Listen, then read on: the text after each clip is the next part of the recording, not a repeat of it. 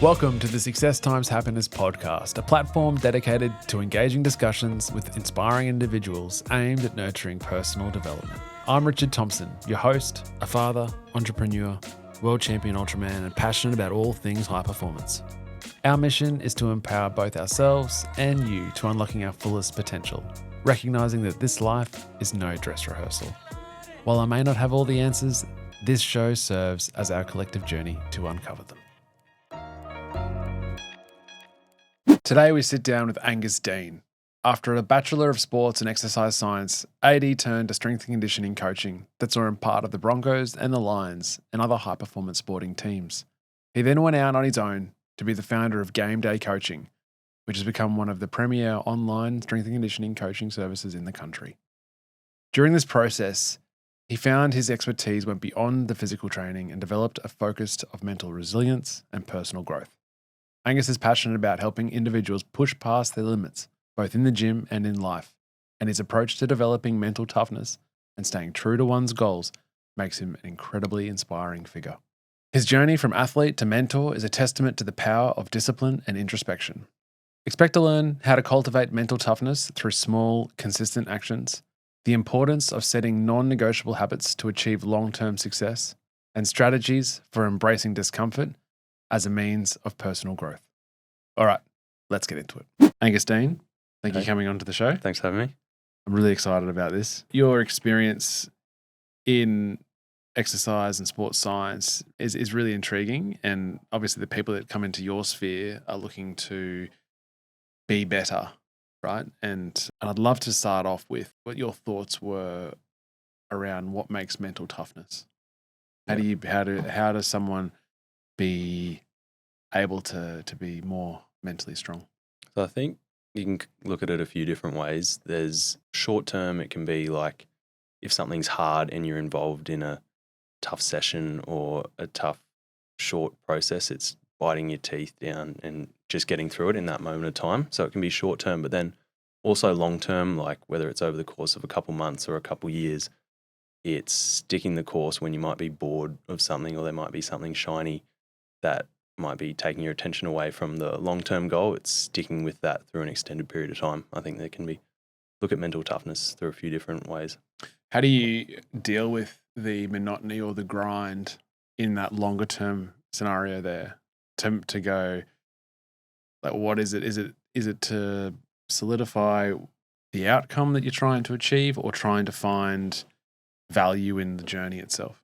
Yeah, I think it's definitely a bonus if you can find joy in the process. There's going to be times, obviously, even if there's things that you do normally enjoy that you don't like on any given day. You might wake up and just not be in the mood. But overall, if it's a process that you do enjoy, that goes a long way. But then also compartmentalizing the long process into sort of short, manageable chunks goes a long way. Like it's, what's my job today, and get through the day, and then again and again and again.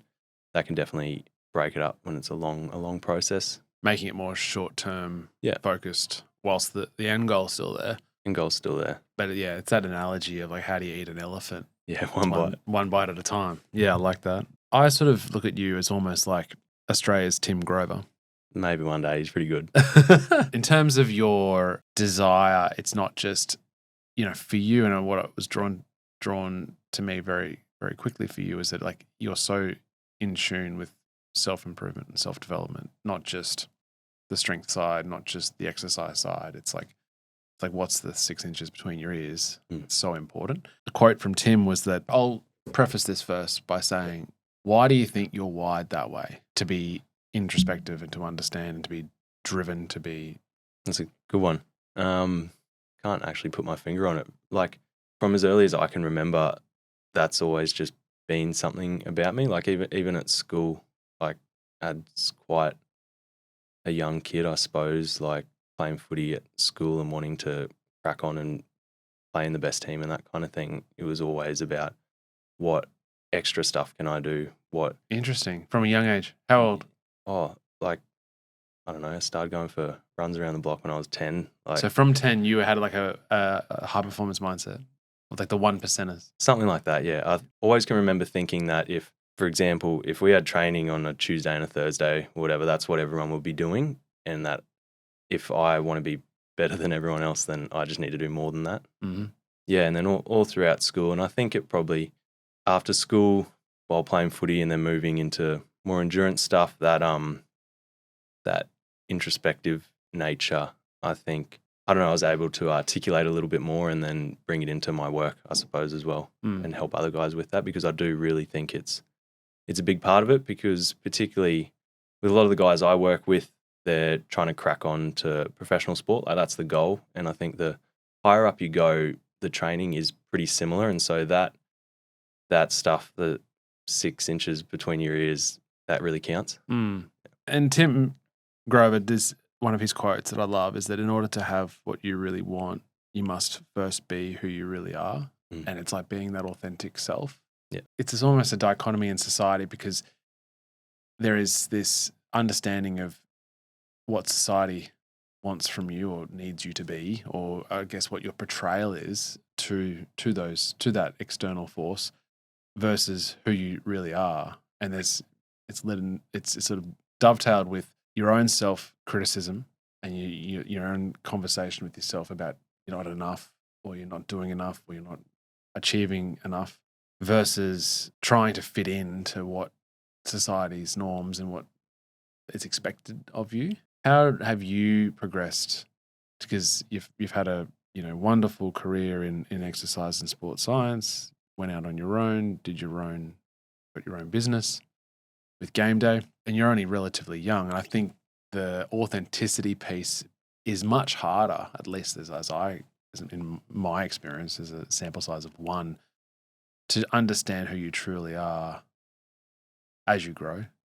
And that's certainly a place that I feel like it's reserved for the more experienced. But maybe, I don't know, how have you found finding out who the authentic Angus Dean is?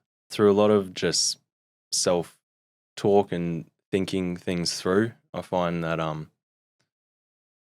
giving yourself time to actually think about things, it's almost rare at the moment. It's hard to find that time, or even if you have that time, not just to fill that with Distractions, exactly. And taking that time, being conscious of it, and if there is something, an idea you have, or a thought you have, or a concern or something, giving yourself time to actually think that through. And the first thoughts you have about it, or the first few ideas you have about it, mightn't be the right ones. To think it through and give yourself that time is really important, and for me anyway has been really helpful. Like you spoke about going out on my own, that took a lot of thought. Like if I look back, I'm definitely happy I did it, happy I made that decision at the time, but very unsure at the time. And I think Chris Williamson, his podcast, he mentioned on one of them, I can't remember it verbatim, but it was something about life. You have to live it forward, but only understand it looking backwards. And I think that's definitely true in this case. It was a bit scary and had to think about it a lot, and was still unsure when I did it. But then now, a year or so down the track, it's really one of the best decisions I've made. Yeah. I love that. We're talking about risk, right? And the unknown. Yeah. And he had Matthew McConaughey on recently. He did, just the other day, I think. And that episode, they talk about risk. People have their own self-diagnosis of risk tolerance, right? They'll label themselves as, I'm a risk taker, or I'm risk adverse. And that question was posed to Matthew, and he said that people around him would suggest that he is a risk taker. For him, he said that he could probably take more risks. Right. And I guess your position, I love that analogy of we should detach ourselves away from the distractions to have the ability to think, independently think, right, about anything that's in our sphere of life, to go, okay, that's happened. I need to respond I need to action or inaction or do something. How do I feel about it? Yes. Right?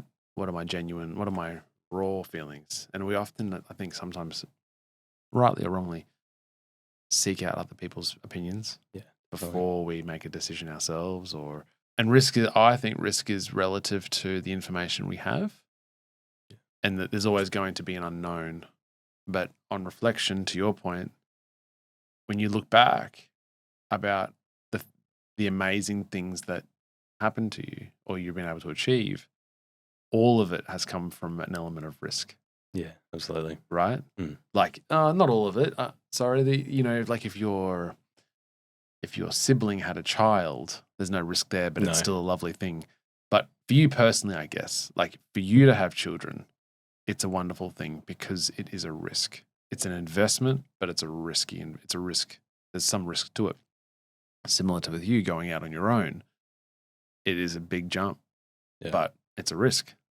There's unknown quantities in the formula, but manage it out. Absolutely. One thing I like to think in those sort of situations is even if something's good, something I heard a while ago is you have to be willing to lose good or risk good or whatever to get great. Yeah, even if something's not too bad, if you aren't stoked with it, then it's probably worth risking that for something more. Yeah. Yeah, I like that. I like that a lot. I think that even if your risk doesn't pay off in that instance, it will then go towards, it will then you'll then have the ability to, or that knowledge and that experience to go to the next thing richer from it. I don't know whether it was Tim that said it, but it was this whole premise of you're better to aim somewhere, attempt to achieve and fail than just sit on your hands and do nothing. Yeah. Because whilst you're out there trying to achieve and you failed, you've learnt. And that's going to then steer you in the direction, or you're going to be a better person, a stronger person to eventually find what you were trying to find in the first place. Achievement and success sort of dovetails with strength and conditioning. I think they naturally flow into each other, I think. Yeah. Like, the idea of adversity or discomfort, repetition, consistency, all the things. How do you think, not just in the gym, but also in life, how can we be more comfortable with being uncomfortable? Unfortunately, I do think it's one of those things that it's repetition. The more you do it, the more comfortable you be with it. So that can be on a small scale, just small things in your day, like going to a gym, like doing a session, going for a run, something like that. Little things that if you just keep hammering away at it, day one of going for a run is going to be tough and you're not going to have a very good time, but maybe day 10, it'll be a little bit better. And then by day 300, by day 1000, it will probably be a lot better and you'll probably even enjoy it by then. The same goes for anything, like say you're naturally, like I would call myself pretty naturally introverted person, but making an effort to talk to people and be more outgoing, I think can go a long way. And again, that's putting a label on myself, I suppose, by saying I'm an introverted person. But if I just do extroverted things, then I'm then an extroverted person, I suppose. So, yeah. So I think just it is one of those repetition things. And if it's an uncomfortable feeling, then asterisk, it's likely a good thing for you. Yeah. Yeah. Yeah. Asterisk being maybe not. There are some things that aren't, for sure. No, I accept that as well. And the idea of discomfort has a negative connotation to it. And that needs to be flipped, asterisk. Yes. That, why is it that we only grow through discomfort? Our muscles only grow by giving them micro tears, by lifting weights or by exercising. Like that's the only way it improves. So night follows day, you need the discomfort to go and achieve something. You know what I mean? And that's comes back to playing safe. And I can't handle it when people just sit there and, all the power to them if they're engaged while doing that. But by sitting safe and doing nothing, you're not pushing the boundary, you're not pushing that envelope. But by pushing or going down that path, that journey, going, we're going to achieve that. By virtue of that, you're going to come up against discomfort because that's the path you're wanting to do. That's the growth you want to go down. So I think I agree you need to have that daily exposure, but you need to first, I think, and maybe it's the chicken before the egg thing where I don't know whether, is it the exposure to it that shapes your brain to see it as a good thing, or do you shape the brain first to go, if it's uncomfortable, it's good. Yeah, right? That's interesting. Yeah. And so the idea of going for a run might annoy everyone, right? Mate, you're like, there's no way I'm going to do that. But then to go, actually, probably should. Probably should. Yeah, I think another way to think about it is almost the opposite. Like we've spoken about the going out of your comfort zone, but if you think about if you stay in your comfort zone, like you don't push out of your little bubble of what you perceive to be nice and comfortable, then you'll only ever stay in that bubble, and it'll shrink and it'll shrink and it'll shrink. And then the ceiling for what you can do at any given time will also shrink, and it's going to be a lot harder to push out. You're going to have to do a lot more work. It's not impossible, but the longer you stay in that bubble, the more it's going to shrink and more work it's going to be to expand it. Yeah. Wow. That's the stick. Yeah. Not the carrot bit, right? Yeah. To go. Yeah, push it in the other direction. And then there's that whole, that's scary actually, to think of it that way, that for every day you're not embracing discomfort makes it harder. Yeah, we're going back. You're not going still. You're not staying still. Yeah. I get myself trapped, and even these last few years have been such an amazing level of growth for me. But even on a weekly basis, I will go, I'll get in a funk, or I'll be like, man, this is all too hard. I'm just going to not do the things I know that I should be doing. I've got a bunch of work, or I've got to do X, Y, Z, and I'll just do them tomorrow. And that's what people go, I'll just, eat bad food, or I won't exercise today because I'm just don't have any time for it. I'm too stressed.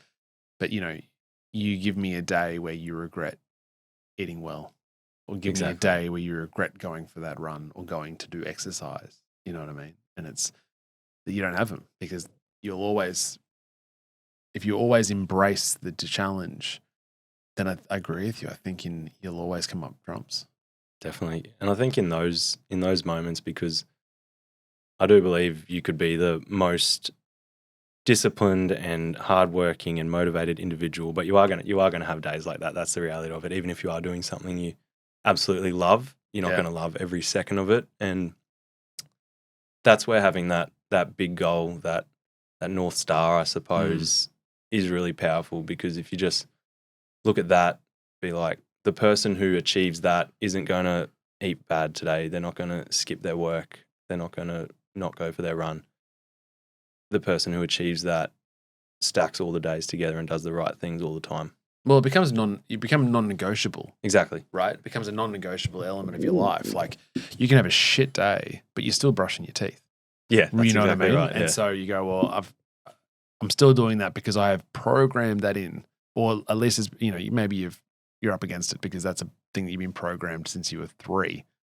That no matter what, you brush your teeth at night or in the morning. You need to get to a place where those aspects of success, those pillars of success, which is eating well, exercising, sleeping well, all the things, they need to become non-negotiables too. Yeah, like a good way to think to frame it is, on your absolute worst day, what do you get done? And if those things, like if that's relevant to you, for most people, I believe eating well and exercising should be. Yeah. But set a minimum standard, and on your worst day, what gets done? Rather than, it's obviously good to have an ideal day, but how often do they happen? You talked about taking space to assess a situation and understand how you think about that situation. How often are you reconciling a day's work or your day's effort or a week's effort as to whether or not you've achieved the things you're wanting to achieve? Probably a daily thing, to be honest. Like and it mightn't always be a conscious thing, but I think for me anyway, if you've done the right things, like if you've cheated yourself or if you've been dishonest with yourself most of the time. Like it's never you don't accidentally not do work. You don't accidentally not go for your run. Yeah. Sometimes things come up, but like if you have like a burning something inside you that says these things need to happen, there's no situation where barring an extreme catastrophe where it doesn't get done. Like you might, and I'm not saying I'm not an advocate for sleep, but sometimes it might be a little bit less sleep. And that's where priorities come into it, I suppose. And that's where I think a lot of people, I'm no exception, having a clear set of priorities is definitely an important thing, because that's where, say you've got a bad day and certain things need to happen, you mightn't be able to fit everything in, but if you are clear on what are your one or two most important things that you can't let slip, then it removes the decision making, it removes the emotional side of it, and it's just black and white. This happens today and this might not happen today. Yeah. Yeah, I think if you, in your mind, if you think something is, you do that when all the stars aligned, but only then, you'll never get it done. Yeah. Because there's always circumstances in your life that could get in the way. But I think it's also about being honest with yourself. And I think, that's probably an age thing as well, which I put my hat tips to you in terms of being so young and having that understanding and awareness. But, to be honest with you when you don't hit the things you should have, to be able to go, why? Why didn't I do that? Exactly. And I do think that it's okay to beat yourself up about that. Like if you've got a big goal and you really want it to happen, on days that you don't do the right things, you should feel like shit. Yeah. Like you're not doing what you set yourself up to do. You're breaking promises to yourself. If that was a mate or a family member and you didn't follow through, they're going to be pissed off at you. So you should probably be pissed off at yourself. Listen to an interview with Kobe Bryant. He was basically saying that he made a deal to himself to be the best, right? To be the best ever. And so whenever it got hard, he said, no, we're doing that because I've made a deal with myself. And I think that's where maybe the genesis of the self-hate talk that we all have comes from, because we know we're the witnessing seat of every broken promise we've done to ourselves. That No secrets. Hey, no secrets. Know everything. Yeah, zero secrets. We know every single time we've said to ourselves, all right, we're going to start running again, or we're going to eat better again, or all those things. So, but I think the first step towards that is being really honest with yourself and go, part of me in my, I guess, thought, or have had the thought that the person just doesn't want the outcome enough. And if you've, that whole idea that change will occur if the challenge of the change is easier than the discomfort you're in right now. Right. So you've got to be in a really high level place of discomfort for change to happen. And the change that has to happen has to be easier than where you are right now. But I think for that all to occur, or for at least for you to go, okay, I want a better place for me to be, or I want to be healthier, or I want to achieve X or Y, you've got to be so expressly honest with yourself to say, yeah, I'm human. I'm not going to be able to nail 10 out of 10 things. No. But to be able to say, I'm going to do my absolute best not to get in my own way to achieve as much as I can. Definitely. Because in a lot of things, if you're not at the very, very top high performance side of it, if you're just looking at making changes in your life, then it doesn't actually take a whole lot to move the needle a lot of the time. Obviously, that changes the further along, the more progress you make, which is when it can get pretty cool. And then you have to start being a bit smarter about what you're doing and be a bit harsher with your priorities. The gains are smaller, Yeah. But for a lot of the time, particularly with, like in my space, with strength and conditioning and that kind of thing, it doesn't take much to make a big difference. For a lot of people, it is just stop eating a whole box of Tim Tams each night. Like it's funny, but it's also not. Yeah, true. Like even just have half a box to start with.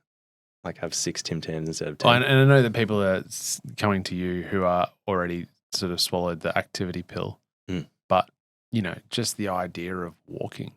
Yeah, exactly. As a mode of not only transport but also, I guess, exercise. Exercise, definitely. And if you walked an hour in the morning, an hour at night, it's huge. Every single day, you would see markedly huge differences. Massive. And I think you'd feel better too. Like I don't think we can overstate the value of walking for almost mental health. Just being outside, being in the sun, I really think goes a long way. And I do think I'm with you in the distraction bit, right? So I've been off socials for 5 months now. Yeah, right. And completely. But walking without even a music is really good.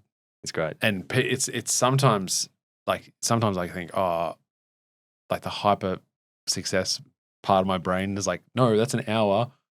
Listen to something. Listen to a podcast. Learn something. Use this time as productivity. But just to detach and go, I'm just going to be in my own head. Yeah. Is really cleansing. Yeah. Is that bit about that space. Yeah, for sure. It's a great opportunity to, be introspective and think things through. More doesn't always equal better. And I'm still learning that. Mm-hmm. Sometimes a problem will require you to upskill or be better, and then just doing more of it isn't the answer. So a couple of examples might be, for myself, running. Just running more kilometers. In the beginning, it might go a long way, but then it will. Just running more kilometers isn't always the answer. It's not always going to make you a better runner. From a gym point of view, with a lot of the rugby players and stuff that I work with, more volume isn't always the answer. You might need to fix an imbalance. You might need to work on your mobility. Just doing an extra set or an extra 2 reps might not be the answer from like a professional development point of view, or from a work standpoint, like trying to grow the business. In the early days, to grow it was just trying to plug it on social media. Started with doing 1 post a day, and that was good. That consistency got us a long way. And then, so I did 2. It grew again. Started doing 3. Gain started to drop off a bit. So then it was, all right, maybe flog myself trying to do 3 posts a day isn't the right way. It's not as efficient. Maybe I try and make those 2 posts better. Right. Something like that. And that's what you found. Yeah, I think so. Like it, trial and error. Yeah, right. To the person that knows what they want, they know how to do it, but they're not, like they're getting in their own way. So to the point you're saying that someone who's wanting to lose weight, they know that the packet of Tim Tams is not contributing to that. What's stopping them, do you think? I do think it's their relationship with themselves. We spoke before about inside your own head, there's no lies, nothing's secret. You know everything you've ever done. You know every promise you've ever broken to yourself. That isn't going to change unless you start fixing that sort of internal relationship or that internal talk. So is it a first step of forgiveness almost? To forgive all the broken promises and forgive the shit choices you've had in your life.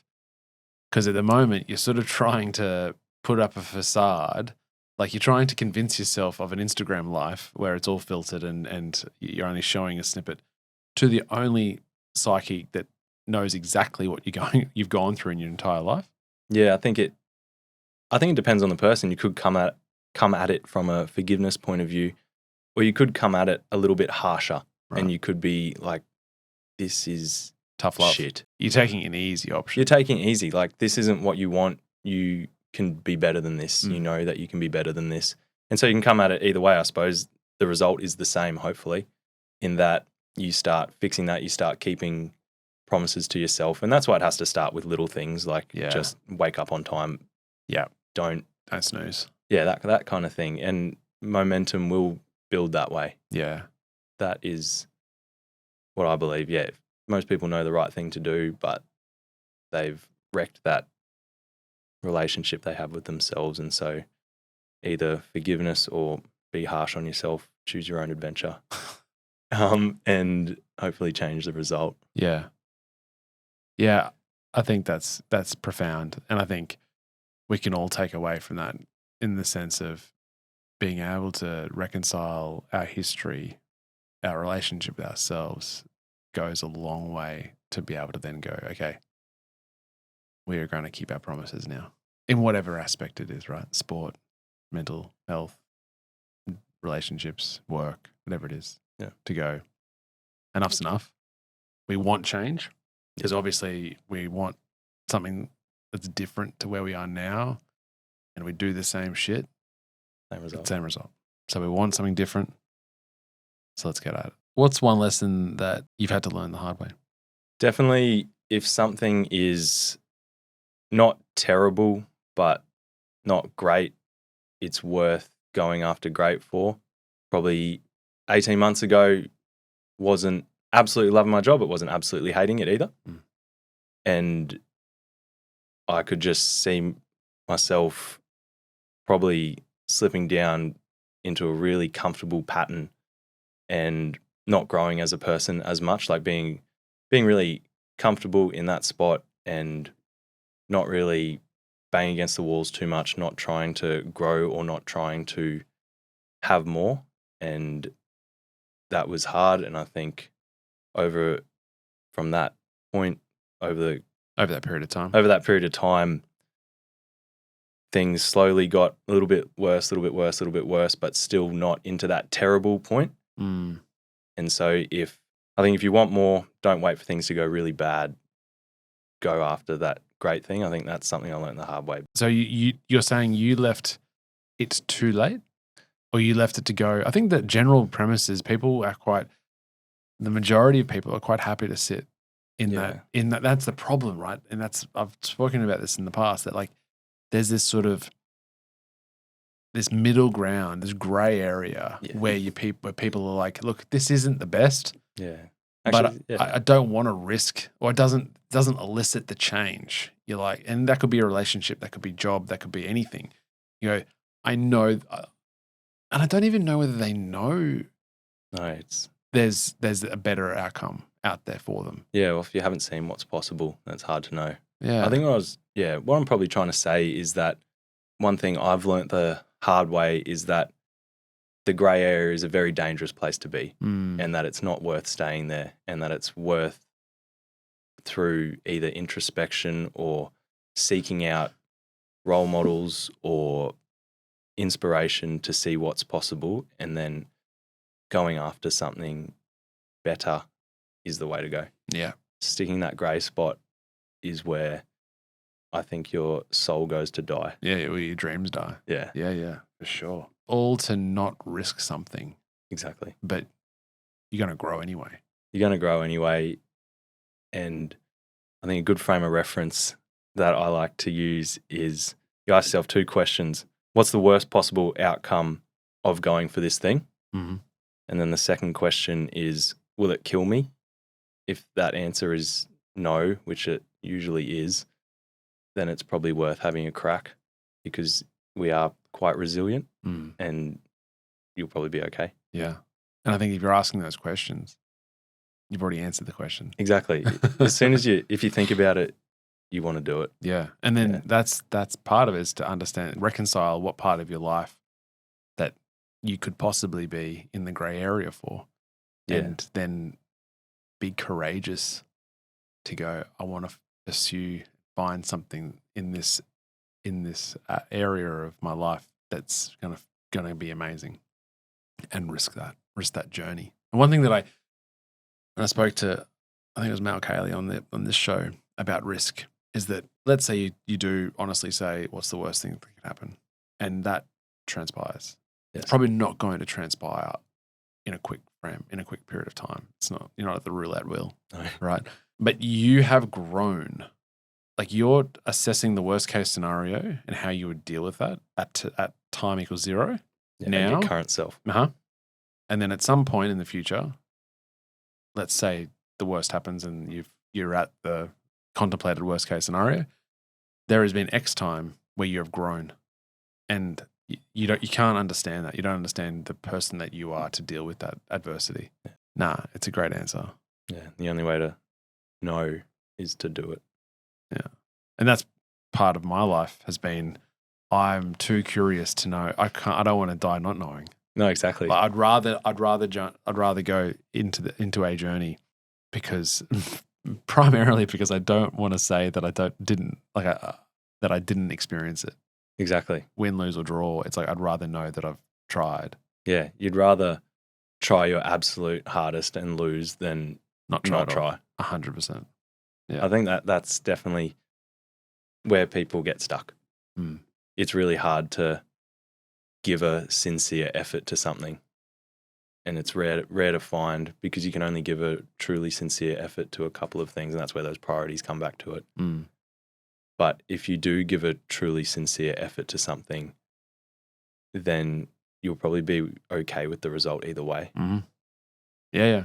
Well, McConaughey's position of don't half-ass it. Like, Yeah, you yeah. just you do it all. Like, you go all in for it, Yeah. and then if it doesn't succeed, you're okay with that because you went all in for it. You know. Yeah, you know. Before you go, 5 questions. What does success mean to you?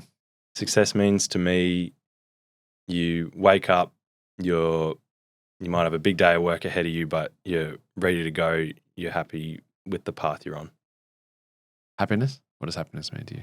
Happiness is having a sense of purpose and a greater sense of meaning to what you're doing.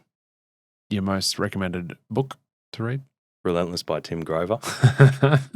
That seems apt. Yeah. 4 guests you'd invite to dinner, dead or alive, but not friends or family? I'd invite Richie McCaw, the former All Blacks captain. I'd invite Mark Donaldson, one of Australia's VC winners.